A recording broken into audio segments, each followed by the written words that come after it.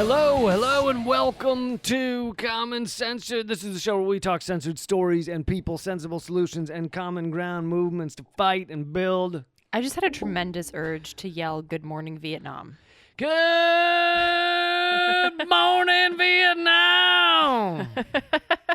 How was that? Thank you, because I totally can't do a Robin Williams, but I really had a tremendous urge to incorporate that into our show for no reason. I think it was fine. I think we can start every show that way now. My dad was a doctor in Vietnam, and he loved that movie. I wasn't a doctor in Vietnam, and I love that movie too. But I guess it's more legit for your father to enjoy that movie. But yeah, today we are not talking about Vietnam. However, there is a very fascinating story on Agent Orange, but we weren't going to get into that, so. We're not going to pull a Big Lebowski where everything circles back to Nam. Walter, this has nothing to do with Nam. Well, not directly, dude, no. This is the politics show where we quote from 90s movies. Wait, was it 80s? Vietnam? Good morning, Vietnam might have been 80s. Yeah, that was 80s, but Big Lebowski is that like late 90s or just early 2000s? No, it's got to be 90s. Okay. Shall we move on? Yes, I'm comfortable with moving on now. I'm comfortable with it. I'm okay with it. So we got a lot for you this week. We're going to dive into, thank you all for following us, for listening, for those of you who have tuned in to our live stream episodes, which we do almost every Sunday. Thanks for doing that. And let's get started. Yes, indeedy. And as promised, if you all joined us on Sunday, this past Sunday, for the live stream, then y'all will know that I dropped some cliffhangers as to what some foreshadowing, if you will. Y'all be knowing. As to what we'd be talking about today. And one of those things was Oak Flat. So for folks who are not familiar with the Oak Flat situation, this fight has been going on for years.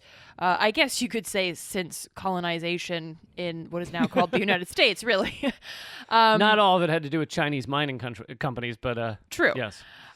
So basically, this happened. This decision was from Phoenix, Arizona, and it basically happened last week. I want to say, like last Friday or so.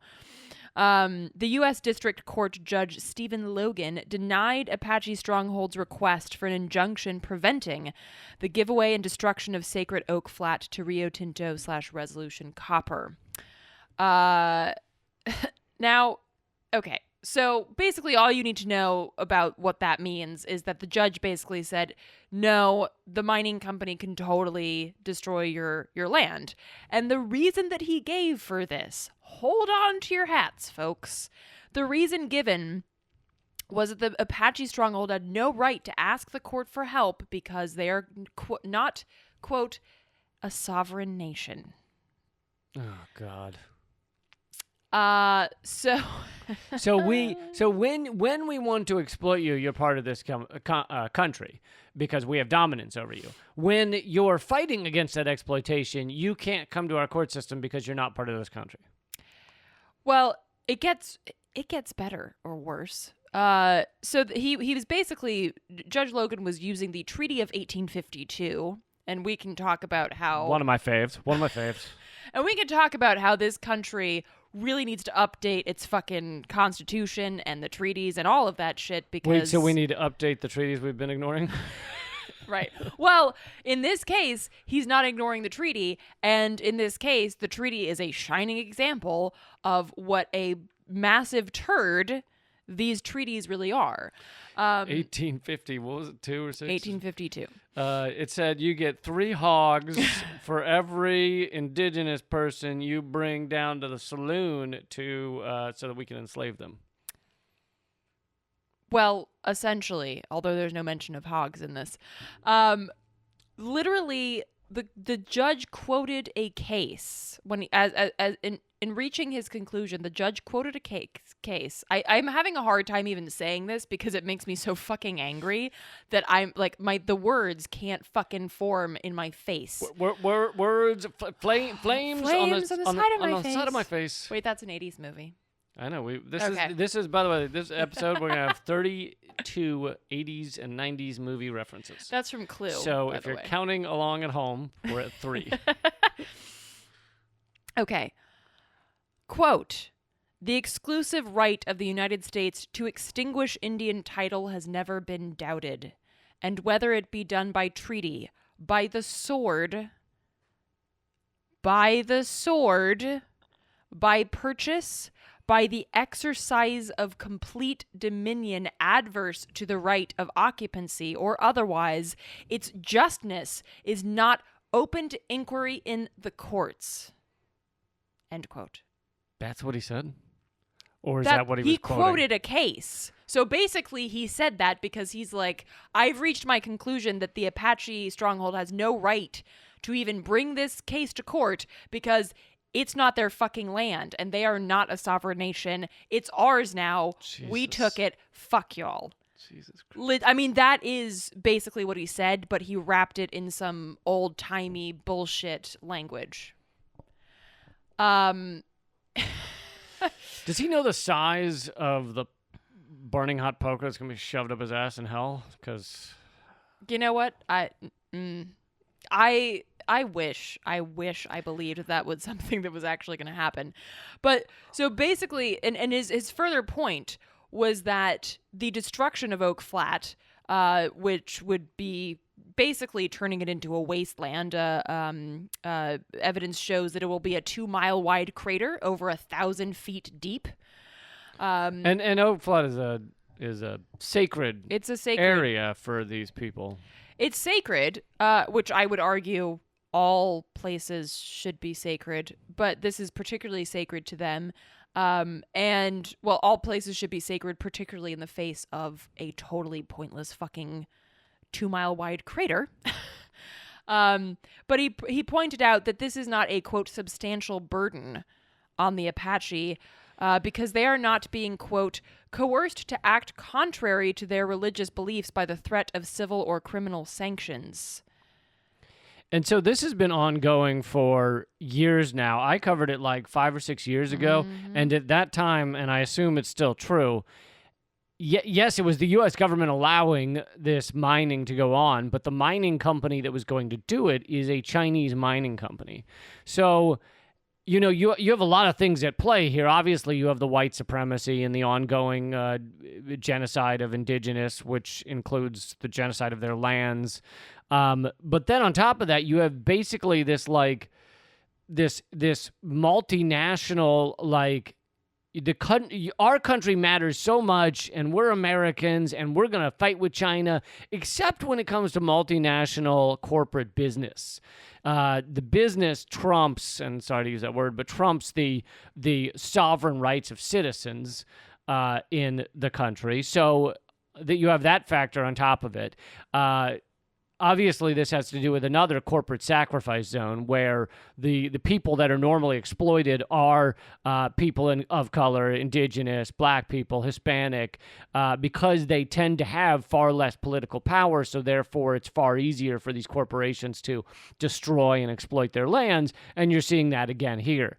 And one other point is that I remember when I covered this 5 years ago, you had Jeff Flake, a piece of shit from Arizona, and he went in front of Congress and talked about how great it was. And by the way, he's being held up now by the quote-unquote resistance, the liberals, the MSNBC, as some sort of superhero just because he came out against Trump.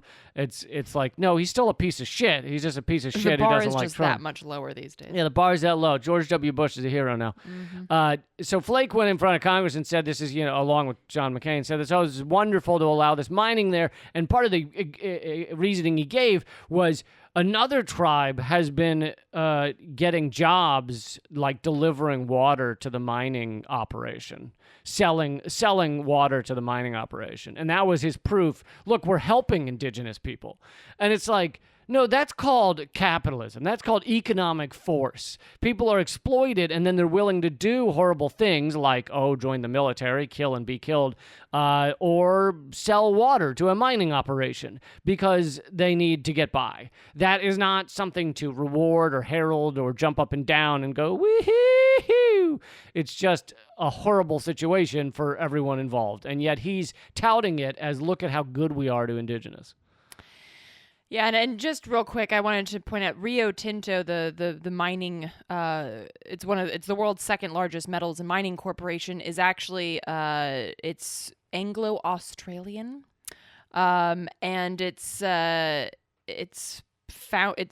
based, I guess, in Australia, I think. So then maybe what I'm thinking of is there was a time where a Chinese company was going to buy them, but anyway. Yeah, I mean, but this is a global corporation, so same idea. So yeah, so basically, it's not like it's a local mom and pop mining operation, if that's this thing that fucking exists anyway. But I also wanted to point out that one of the things that was brought up in this case was the case of Hobby Lobby. I don't know if folks remember that from several years ago, but the U.S. Supreme Court heard the case of Hobby Lobby that basically they couldn't give out contraceptive coverage to their employees because that went against their religious beliefs. And they claimed that. And Hobby Lobby claimed that. And then the courts said, and part of what the Apache argument was that this mine will stop them from being able to engage in their sacred religious practices, because once the mine starts up, like, they can't go to this site. I mean, first of all, the site will be destroyed, but second of all, if they are seen on that site, they'll be arrested for criminal trespass on their own sacred land. So obviously, that doesn't allow them to practice their religion. So they brought up Hobby Lobby as an example. And Logan's response was that, quote, it requires the Supreme Court ruling. It requires the Hans and Greens, who are the owners of Hobby Lobby, to engage in conduct that seriously violates their sincere religious belief. Okay, and that's different from... Anyway. And, quote, if they and their companies refuse to provide contraceptive coverage, they face severe economic consequences. So it's a different story. Which is absolutely fucking ridiculous. And this was something that was brought up by the folks that were fighting this in court. They said they don't understand how the court can say that Hobby Lobby, quote, I don't understand how the court can protect the Hans and Greens from government action that, quote, seriously violates their sincere religious belief when the court does not protect us as our sacred land is about to be destroyed. Well, there's a difference between forcing someone to do something against a religion and just completely destroying the area where the religion would be practiced. So... And threatening to arrest them if they show up there. Destroying the entire area is fine. Like, if you decided to mine an entire area underneath Hobby Lobby, that's okay. Although I would argue it's not okay. Because the big issue here, which... I was kidding. Oh. I was grabbing my shovel. The big issue here is, of course, that first thing that he pointed out, which is that the United States does not recognize indigenous peoples as people. And they don't recognize indigenous peoples as having any fucking human rights, religious or otherwise. So Hobby Lobby can do whatever the fuck they want. But indigenous peoples who want to protect land, water, air, and their culture, no, sorry, fuck that. So, and by the way, this is being appealed to a higher court now, so the fight is not over. And I would argue that, even when things fail in the courts, it does not mean that they have failed. We see this across the country, not least of all in Line 3, which I have an update on as well. But, like, for instance, the Mountain Valley Pipeline is almost at day 900 of the tree sits to stop that pipeline. So even when courts don't err on the side of justice, which for the most part they don't, there are definitely tactics to employ. Right, and we're seeing the success in the fucking collapse of the fossil fuel industry.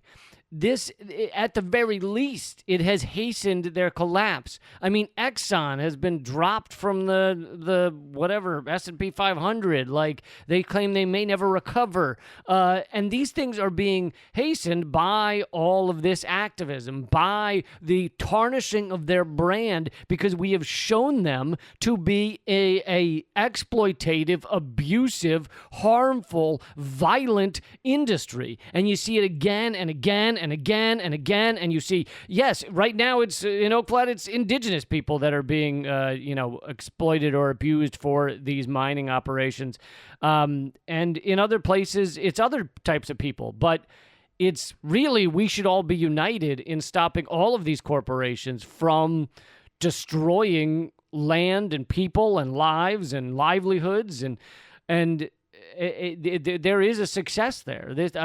The industry is collapsing, and people don't view this as okay as they used to. I mean, yes, it feels like it's taking forever, but in fact, it's kind of the blink of an eye in terms of human history to change the way we view land and the way we view whether these things can be destroyed and exploited so completely. Yeah, and I think I was on a or was this a live stream? I can't remember. Things are starting to blur together. Oh my God. The number of times I can't remember. I'm like, I either covered this on Redacted or earlier in this episode of Common Censored. Well, it's also because everything so much, I mean, at least you're filming in front of a camera at some point. I'm basically only interacting with my computer. So there's a cat involved. So no, I mean, there's like a forced cuddle every now and then, but she really has no interest in anything I'm doing. Hashtag me too. Yes, that's true. So I can't remember if it was this Zoom call or the live stream, but somebody had asked the question, like, what role do you think direct action plays? And I was like, yes. I'm just gonna say yes. Because there is, I mean, honestly, like actually, this happened today. So I was on a call with somebody, and they were like, we were talking about my film and, getting some PR behind it. And they were like, yeah, people could watch the film and then we could have an action item at the end of the film, like sign this petition. And I was like, huh?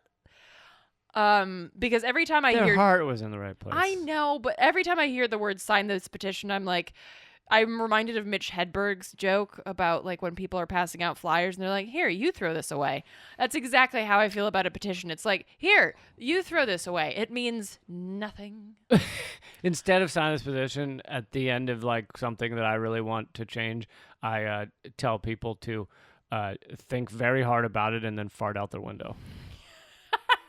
Because I feel like that might do something. That might actually be more powerful if you had like thousands of people like collectively farting at the same time.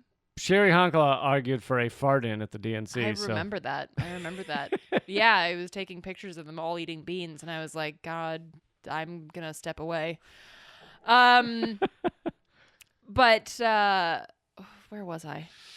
Oh, yes, direct action. Direct action, yeah. And I guess now would be a good time to mention what happened today. If you are listening to this on the 16th of February. If you're not, then it's a day in the past.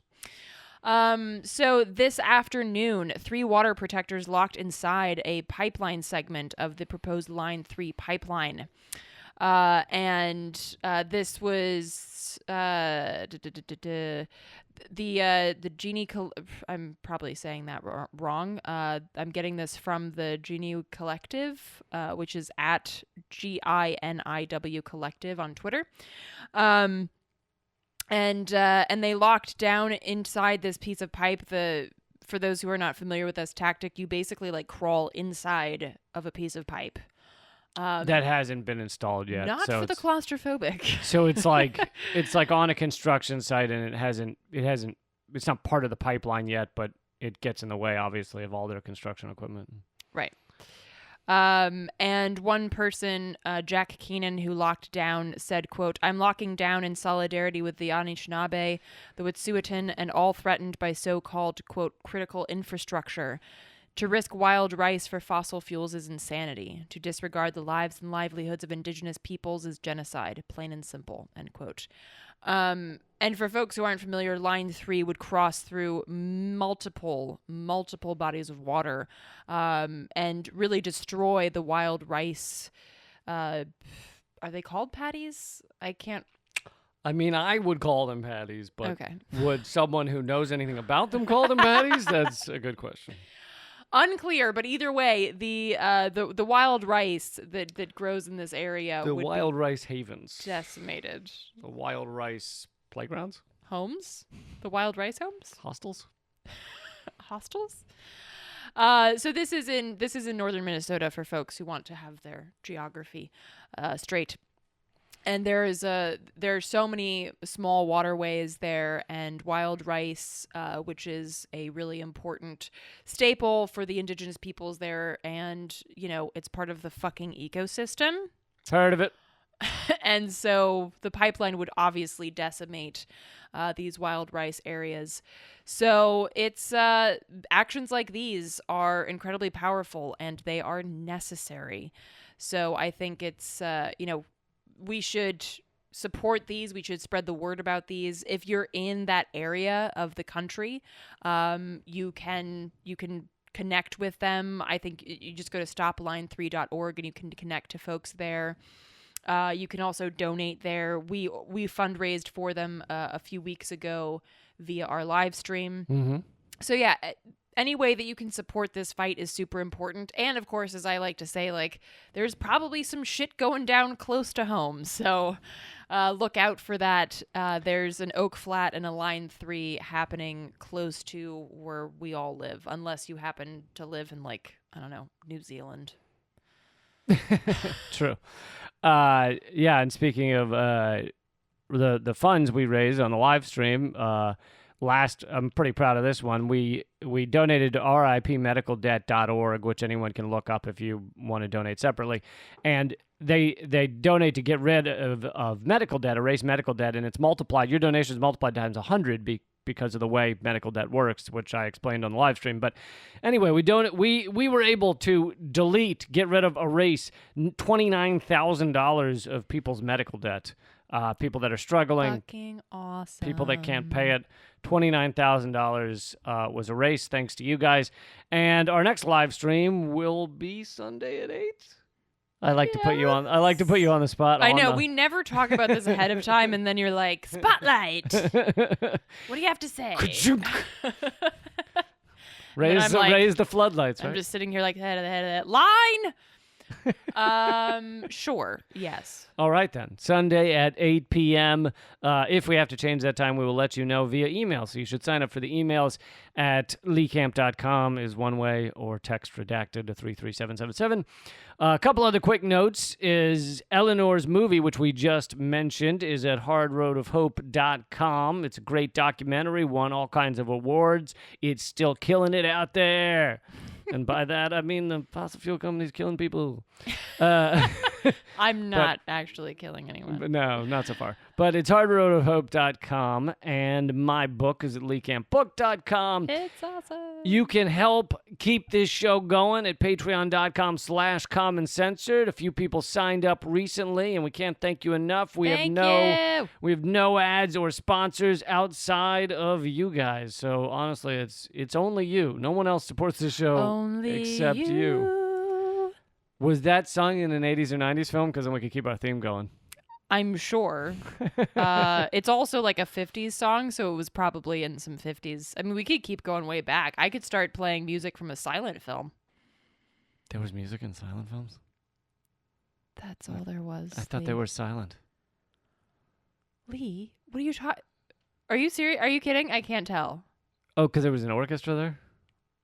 Not really an orchestra. There was usually like someone playing piano behind the screen. Really? You didn't know this? There was a human being there. My great-grandmother used to do that. She'd play music. She'd play the piano for the...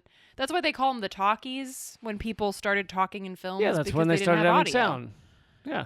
Well, because there wasn't sound in the films, but they wanted... I mean, it would be super creepy if everyone was just sitting in a silent place watching a screen. That's a fair point. Yeah. But you never thought about that. I mean, I knew that there were times where there was a pianist there. And you thought they were playing or not playing? No, I thought they were just watching the film. They brought their piano just to enjoy. All right, can we move on? I'm sorry. I'm okay.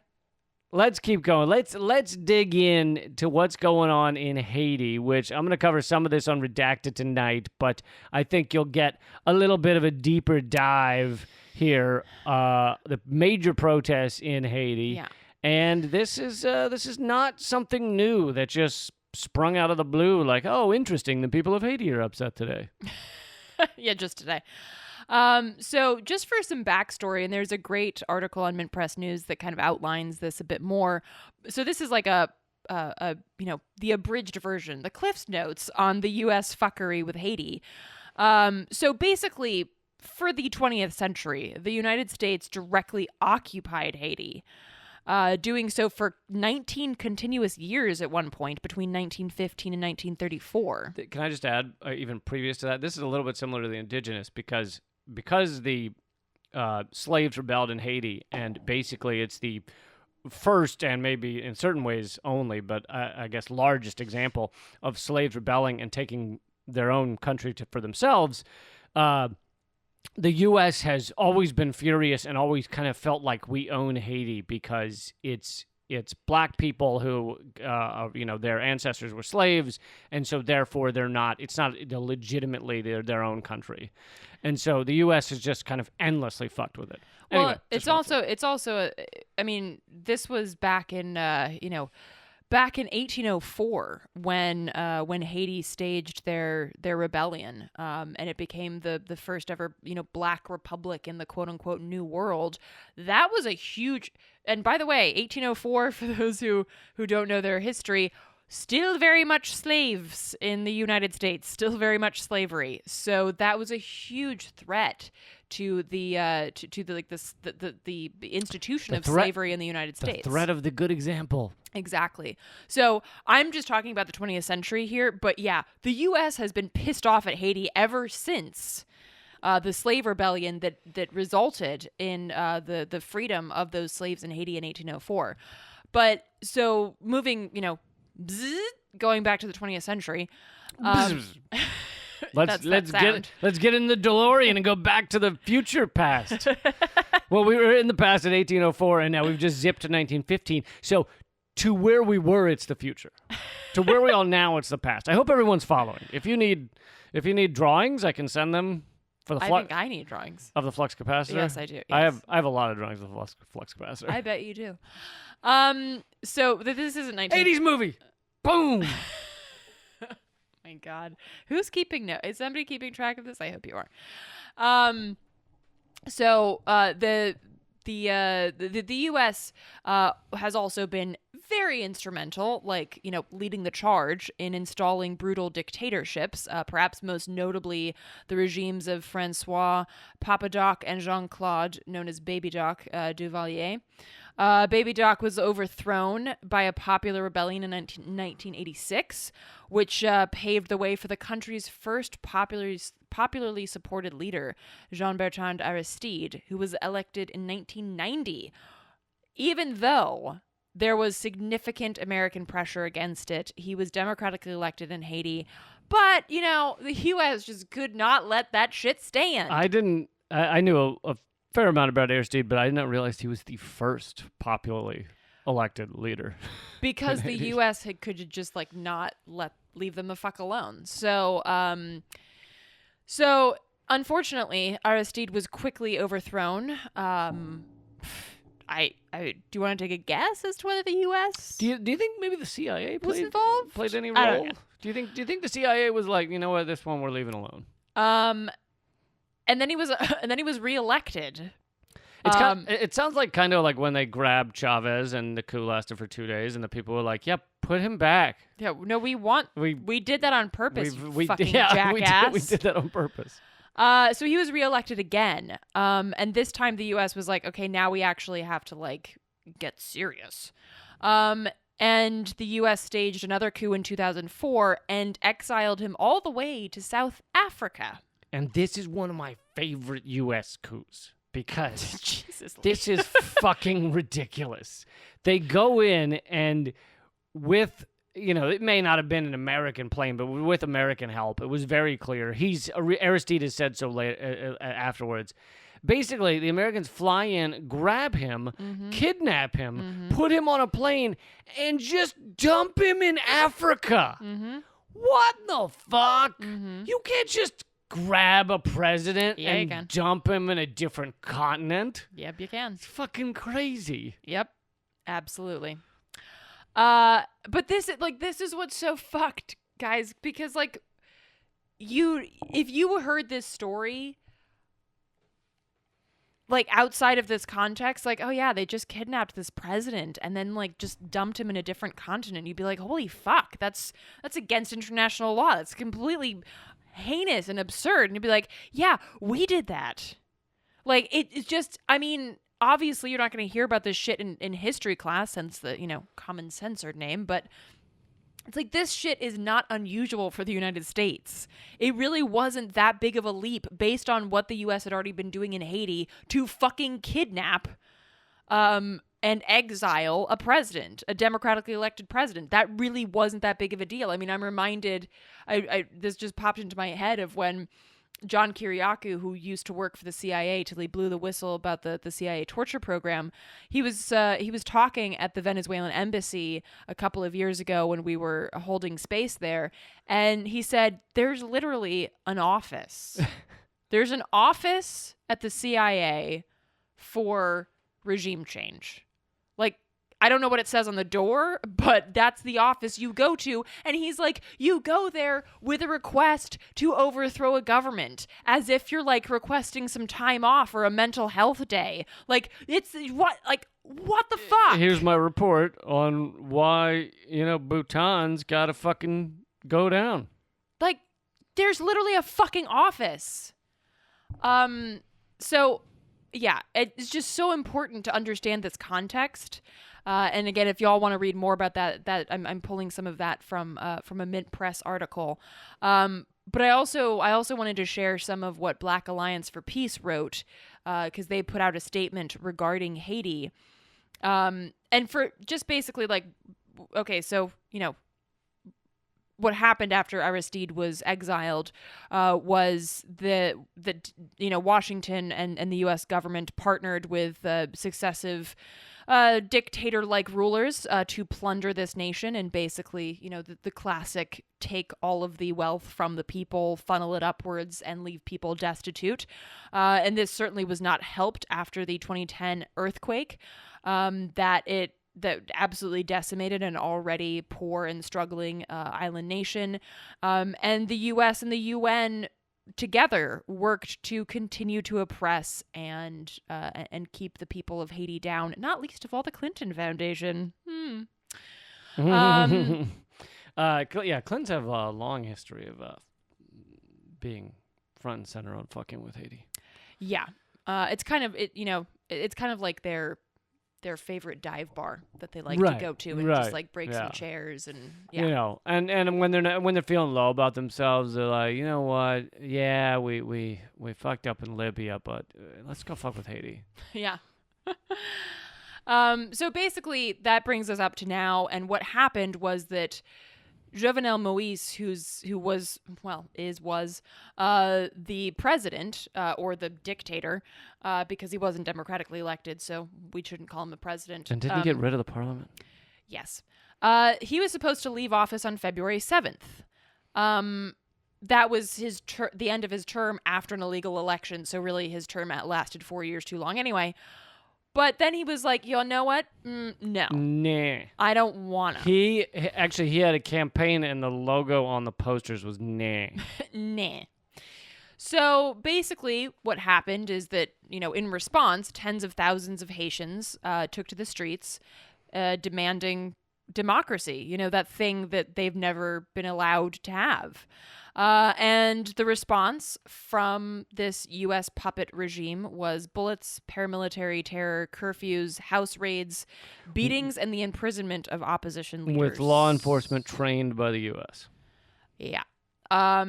So the Biden administration signaled support for this decision, basically saying that they support Jovenel Moise, which is not surprising. And of course, like in Black Alliance for Peace, writes about this, that it's not, that they're not surprised, that this is par for the course. This is what, Biden is going to uphold the U.S. empire, and therefore upholding the decimation and oppression of Haiti goes hand in hand with that. And so, they write, quote, "We are not confused. There is nothing exceptional about the United States except perhaps its hypocrisy. Declarations made by white supremacist politicians and heads of imperialist corporations that, quote, Black Lives Matter have rung hollow, opportunistic, and completely in contradiction to the lived experiences of African and Black people in the United States from 1619 to the present," end quote. And they outline some of the history of U.S. intervention in Haiti, including death squads, economic plunder, and, of course, upholding dictators like Jovenel Moise, which they're now continuing to do. And meanwhile, we're also working to basically overturn the election in Ecuador.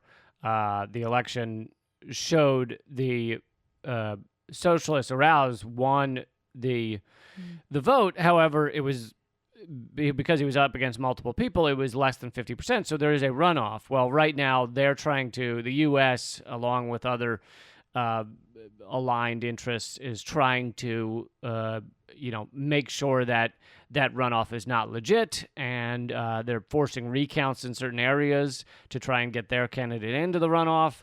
And anyway, that's what's going on in Ecuador, where the people overwhelmingly voted for the anti-imperialist.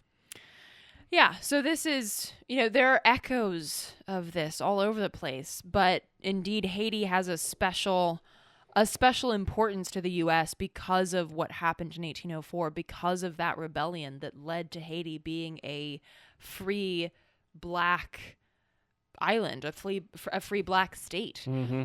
That was, and it really continues to be. Let's not kid ourselves. It continues, the prospect of a free Black state continues to be a threat to the United States government, because the United States government is a white supremacist government, as and it's an imperialist government, a colonialist government, as we saw with what happened in Oak Flat. So, there are connections not just around the world, but here at home too.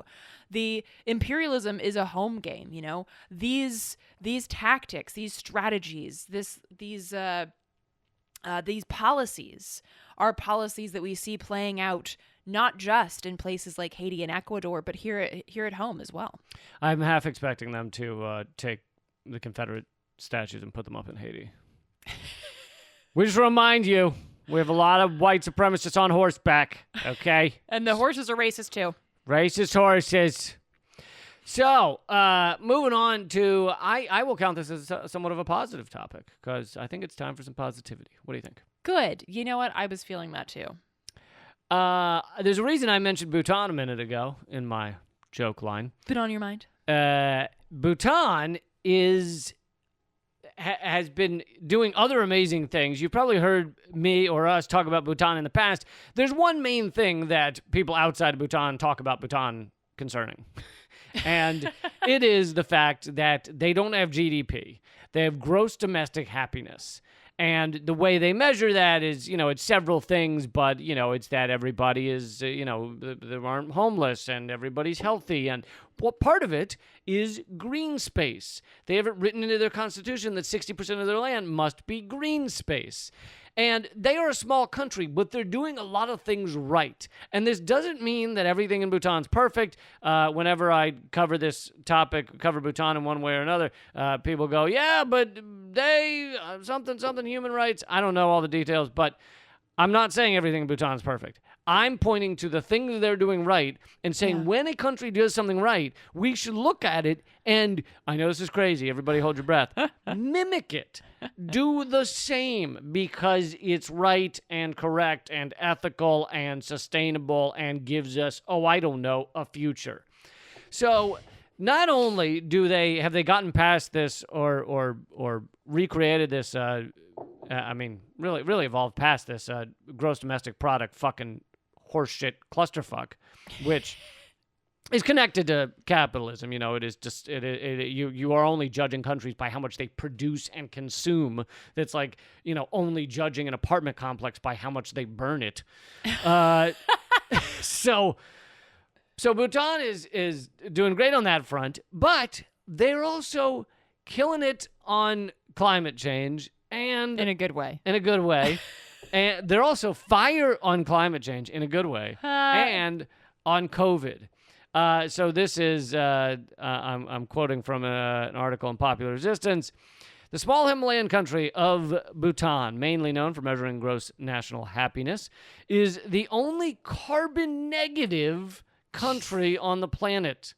Believe it or not, it also has only one single death from COVID-19 so far. Bhutan's recipe for success may sound familiar. Responding to a crisis isn't just about the great technology you have, but how fast you act, how you support your neighbors, and how willing you are to sacrifice for the common good. So, I don't know if they get into all the details or even have all the details, but part of the reason they've done so well against COVID-19 is because they have a community there, and the people come together and help each other. So if they realize that someone's sick, they actually get them to a hospital. They get them treated. They also probably do contact tracing, who was around this person. All the stuff we're not doing in the United States, they're doing correctly, even without the money. They are a very poor country. They're in the top 10 most happy countries in the world. However, they are the only poor country in that list.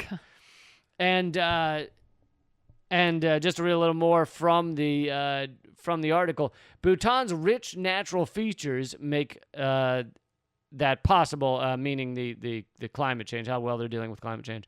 Its constitution mandates that 60% of its total land is covered in forests. Sorry, I said green space, but not just green space, forests. An extensive system of rivers provides abundant hydroelectricity, much of which Bhutan exports to India. At the International Paris Climate Summit in 2015, Bhutan was said to have the most ambitious pledge in the world. It was already absorbing 3 times more carbon dioxide than it emitted. Wow. So the way we should deal with reading this and learning this and looking at it is, wow, that sounds like a good idea. Let's do that. But because we are in a capitalist society run by sociopaths, because capitalism naturally pushes sociopaths to the top, those sociopaths would look at this and say, they're not making all the money they can make. They're not cutting down the forest and making all the money from the lumber. They're not, producing everything they could produce. Their GDP rating is very low. And that's why we can't follow the example of Bhutan. Yeah, and just for reference, the population of Bhutan is roughly 780,000 people. And so people might be listening to this and thinking, well, come on. I mean, 780,000, that's nothing. Well, one person died of COVID. Okay, one. Out of 780,000 people. Take for instance, like a smallish city in the U.S. or even like a chunk of D.C. I think D.C. proper has about that amount of people, like roughly like 700,000 people. More than one person's died here. I'd just like to point that out. A lot of people died here. So it's not like we're comparing Bhutan to the United States in terms of population, but the approach, right? Their approach to COVID, their approach to climate change, their approach to what should be measured, like what should be something that you aspire to, and honestly, as we see, when you aspire to the bottom line, your entire society goes down the shitter. It falls to that bottom line, to that lowest common denominator of like the worst. It triggers the worst in us humans. So yeah, I mean, following Bhutan's example here, I wouldn't just say it's a good idea. It is necessary, as you pointed out, Leaf, to have a future. The only way that we can actually survive is if we shift our thinking from counting the infinite, which is our perception or our creation of money, and start counting and start caring for the things that are finite. Our land, our water, our clean air. These are the things that really need to be counted and considered, as opposed to some bullshit ones and zeros on a fucking screen. Yeah, and the thing about them having 750,000 people is, yes, that you can't say that's equivalent to the United States. However, that's how you can do often the most pure tests of what's working and what's not working. Right. When you have a small sample size, so we can know the reality of the situation. For example, probably most of Bhutan has a similar environment, meaning the type of forests and rivers and things. So, if you were counting the amount of forest, but half of the country's desert, then you can't be like, well, yeah, but that half of the country doesn't have forests. It's like, yeah, well, so that's different. But having a small sample size actually allows us to look at these things and figure them out in a way that could be very helpful. And, it's so infuriating that, and it's not just the example of Bhutan, there's plenty of other examples, obviously, countries that give their people health care, give their people education, stuff like that, where we look at it and we say, wow, that's the answer. That helps people. It helps public health. It helps happiness. It helps the stability of the society. And yet we look at that and in America, we never say, let's do that thing that's working. No, we do the opposite. And then, as in Haiti, we crush whoever tries to do it. Yeah, or Cuba. Or, hey, here at home. So we have about 5 minutes. Do we have time to put in one more? All right. We can, go into the fossil fuel study. Okay. So a new study came out, speaking of climate change, revealing that fossil fuel kills 9 million people annually. And this is not talking about, the number of people that might die because climate change kills an environment that was caused by fossil fuels. Like, if you get far enough into the externalities of fossil fuels, it's far more than 9 million. But this is directly, mainly air pollution, people dying from fossil fuel use. And here's a quote from the article. Burning fossil fuels kills nearly 9 million people worldwide and an estimated 350,000 in the U.S. every year. So that's not that far less from how many have died from COVID in the U.S. so far. In the U.S. every year, according to a new study by scientists from Harvard and 3 British universities.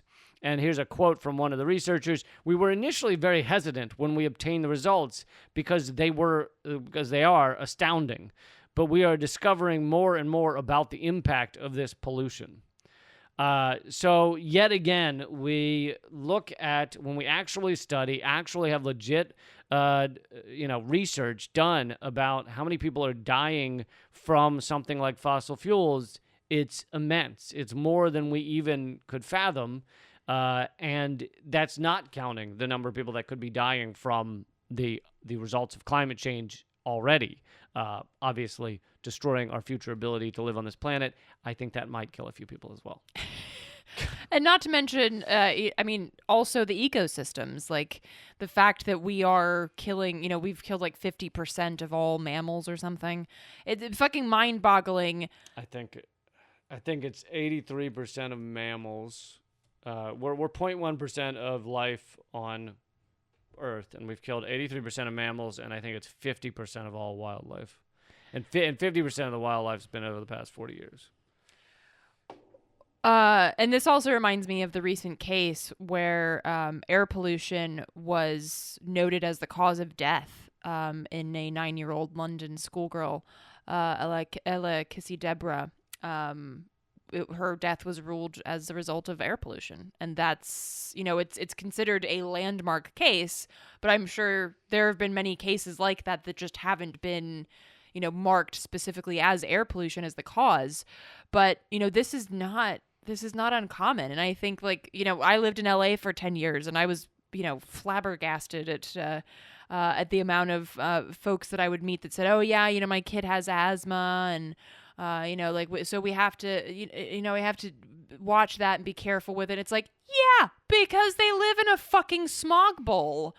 I'm surprised that they can even fucking gasp for air. It's like, it's fucking absurd, the levels of pollution that we all exist in. And again, it's for that bottom line, right? It's the only reason that we fucking do it is because it allows some douchebag to buy a yacht.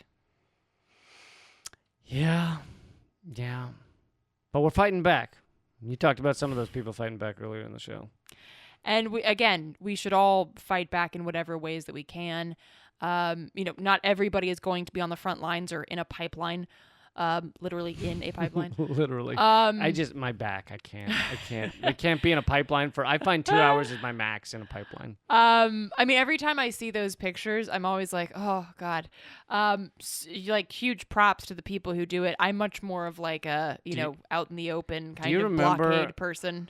I can't remember where it was. I think it had to do with Dapple, but I don't know that it was in Standing Rock. But it was like a 90-some-year-old grandmother with the chain around her neck to the construction equipment. Oh, I've seen that a couple of times. There's also a group called the Raging Grannies that typically will show up. I think it's usually for like fracking, against fracking, but they'll show up. They've got these adorable outfits on, little hats with flowers on them, and they're knitting fucking doilies, and they'll chain themselves to some shit, and then they make the cops like violently arrest grandma's knitting doilies. Chaining yourself to construction equipment goes by faster if you're knitting doilies. I mean, you do get kind of bored sitting there, but yeah, there's always a role for folks, like whatever it is that you're passionate about, whatever it is that you're good at. Not everyone can or should be on the front lines. That would be a tremendous, silly way of using our resources. So figure out what it is that drives you. Figure it out what it is that you're passionate about, and then push that towards a space that needs you. But if what it is that drives you is petitions, then that is unacceptable. And if everybody could go to stoppetitions.org and sign on there. I am against picketing, but I don't know how to show it. We're trying to get people to sign. If we can get 10,000 people to sign that they're done with petitions, I think that's going to have an impact on where we go from here. Do not interrupt my bits with other comedians. I'm sorry. I couldn't help it. That was Mitch Hedberg, by the way. Yeah, no. Well, hey, if somebody says that their passion is petitions, I would say that they are not digging deep enough into their own self, because nobody is actually passionate about fucking petitions, okay? No one. All right, folks. We're going to do a live stream Sunday at 8 p.m., probably. And that's 8 p.m. Eastern. Please join us at youtube.com/momentofclarity and rockfin.com/Lee Camp. I have a new Rockfin channel you should check out. That's rokfin.com/Lee Camp. Eleanor's movie is at hardroadofhope.com. All of her other work is at artkillingapathy.com. You can email us at commoncensored@protonmail.com, and we will possibly get back to you if we're interested by your comments. And we'll do our best to get back to you. But yeah, that's the show. We hope you'll come over to patreon.com right now, /commoncensored, where we're going to do 10 to 15 extra minutes and keep fighting. Act out.